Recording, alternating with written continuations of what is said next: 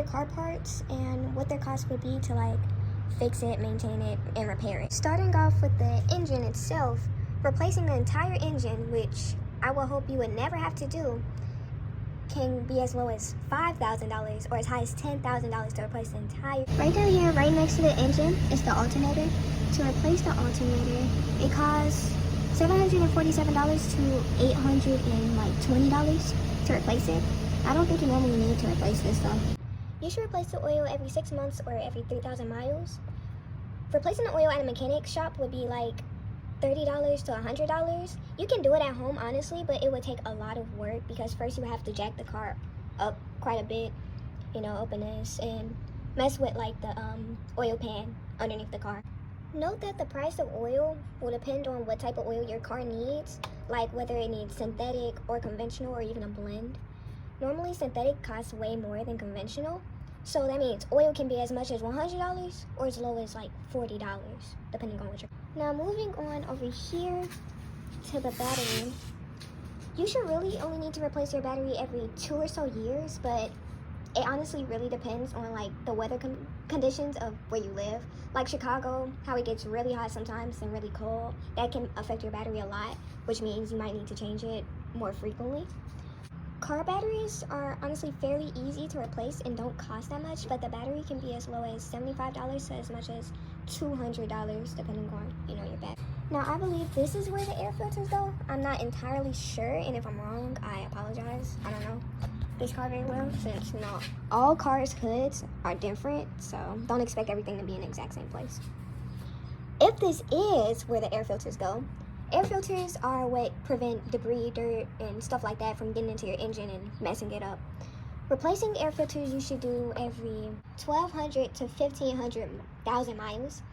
They're fairly cheap, being like $12 to $20. Moving on to all of the fluids. This right here, I know you can't really see it. This is the windshield wiper fluid. Windshield wiper fluid is pretty cheap. It's only about it can be as low as $1 from like the dollar store, or $10 at like a AutoZone or something like that. Right here's the coolant. I believe this is the coolant. I'm not very sure. It's not labeled or anything. Coolant is what keeps like the engine cool. Coolant goes for about $20 a gallon, and it should be replaced every 2 to 3 years. This is where the transmission fluid goes. It's about $20 per gallon. The gear shift is what controls the transmission, and you need transmission fluid for the transmission as well. You normally don't have any problems with the transmission unless you're like changing gears while the car is still moving or something like that. To fix the transmission, it normally costs $500 to $2,000 depending on like what's wrong with it and what car you have. Replacing your old tires can be as low as $50 to a couple of $100 depending on where you get your tires from, what type of tires they are, and whether they're new or used. Now getting a mechanic to put the tires back on can cost about $50 to do. Moving back on to the inside of the tire, when replacing your brake pads, they normally go for between $39 and $110, all depending on where you get them from. You should normally change your brake pads every 10,000 miles. The rotor is similar. You should change it every 70,000 miles, or if it happens to get damaged. The rotor goes for $250 to $500 to replace, and the capillator, which you normally wouldn't need to replace unless you somehow damaged it, can go from $500 to $1,000.